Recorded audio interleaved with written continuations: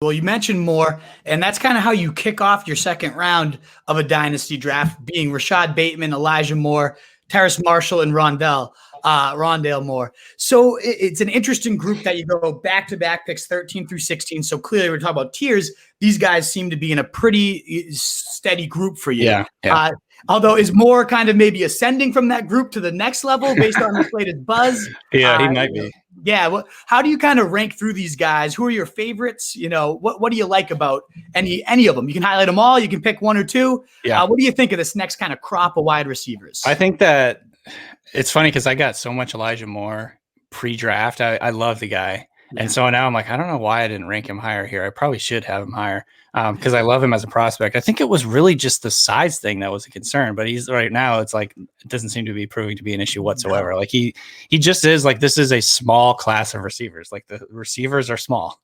And so you have to decide whether you're chasing a guy who profiles like an alpha, like a Terrace Marshall, who's 6'3", 205 pounds, like runs a 4.4, all that stuff. He's like a number one receiver in quotations, versus like an Elijah Moore, who I think has the upside, honestly. And this is like kind of ridiculous to say, but like, he's like Antonio Brown. Like he could be a high volume elite number one for the Jets eventually. And like what we're seeing so far is like, he's just blowing up. Like what you're hearing from beat reporters is like, they haven't seen anybody do this before. Right.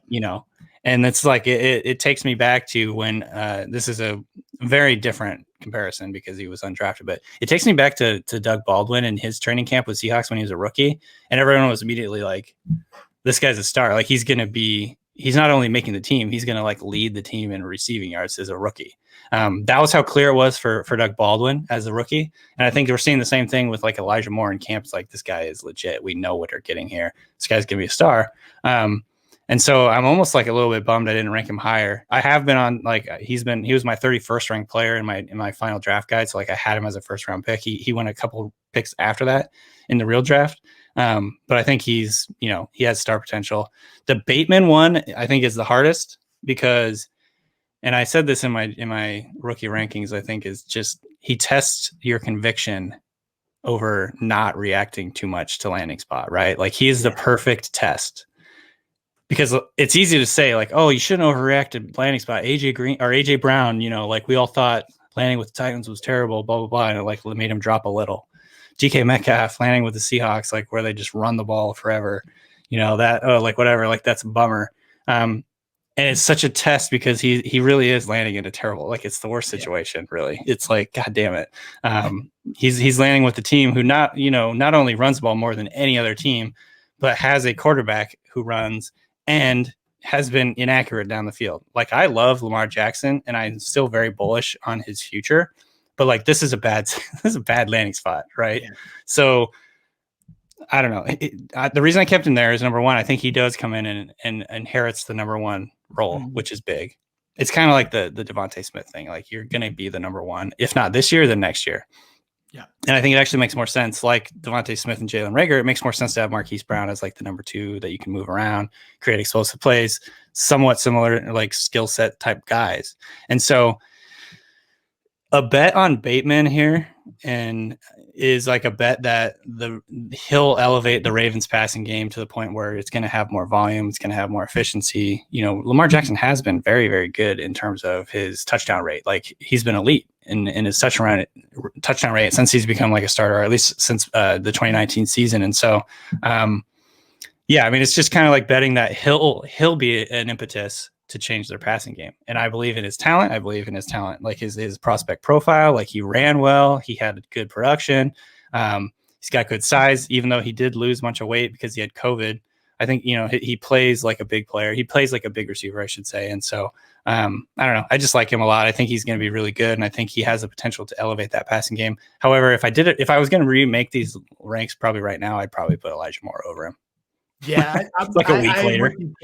That latest hype storm, and it's Connor Hughes over at The Athletic that I keep just seeing. I love it. I mean, every single day, whether it's a deep pass, whether it's a red zone, he's doing it all. And I love the track record of recent Ole Miss guys, like whatever they're doing down there with the receiver coach or whoever. AJ Brown, yeah. I mean, it's tough to argue, and they love him. There's just like a camaraderie around it. I really do think Elijah Moore is he's going to be a no-brainer when we look back at it. For what it's worth, yeah, I've been hearing really good things about Bateman too. And right. that's not just from the press, like I just people talking like from the Ravens organization. It's like they think he's going to be like a stud. So this is good. Like, I mean, again, this is like I almost would put Bateman and Moore in their own tier, and then have Marshall and Rondale Moore in another tier because I really like those guys too. But situationally, I think I just have Bateman and Moore higher.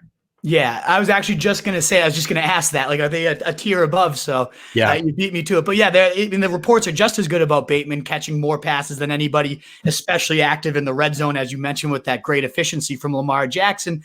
And we've seen Greg Roman. I know it's the run heaviest attack every single year Greg Roman's coordinated, but we've also seen Michael Crabtree, Anquan Bolden, those bigger receivers have some solid 1,000-yard, 8 to 10 TD seasons pretty regularly. Before last year, he almost always had that 1,000-yard, 8 TD receiver. So I think Bateman could definitely fit that bill a lot better than anything they had currently on the roster. And I do think, as you mentioned, the impetus to change the passing game, I think he really could be that and bring another level to this offense that's already scoring, back-to-back years in the top 10, number 1 just 2 seasons ago. That's just scary to think if they could become even more dangerous with a guy like Bateman. So I'm with you there. So, I mean, one last thing to add on that, and it's not just so I guess the balance that you have to strike when you're talking about Bateman being the impetus to change things is hope. Like you hope he is. Obviously, I hope he is because I took him a bunch before the draft, really liking him, in pre-draft rookie drafts. So I obviously have this hope that he's going to change things, but I think it also says a lot, honestly, that the Ravens have taken 2 receivers in the first round in not back-to-back years, but in 3 years, 2 out of 3 years, they've taken receivers in the first round. They clearly want their passing game to be better, right? I think that's them telling the world that we want to get better at this and we want to be more efficient and explosive and so it's not just hope, if that makes any sense. Exactly. It's not just me being like, oh yeah, I hopefully this happens because this is what I want to happen. But I think that they're telling us they want to get better at that. So that's kind of like where I'm, hanging my hat. Hopefully that's going to be the reality. I'm hoping so too. And I agree. I think it will be. The actions are going to speak louder and the words and the actions back each other up at this point. They're saying they want it. They want more downfield passing, explosive plays, more explosive offense. So I think they're certainly going for it. Whether or not Bateman ends up being that guy, we'll see. But the prospect, everything about him says he should be. So we will see. What is up, you fantasy wolf? Thanks so much for tuning in. If you haven't already, share your thoughts in the comments. Check out some more videos and join the newest Wolfpack by subscribing below.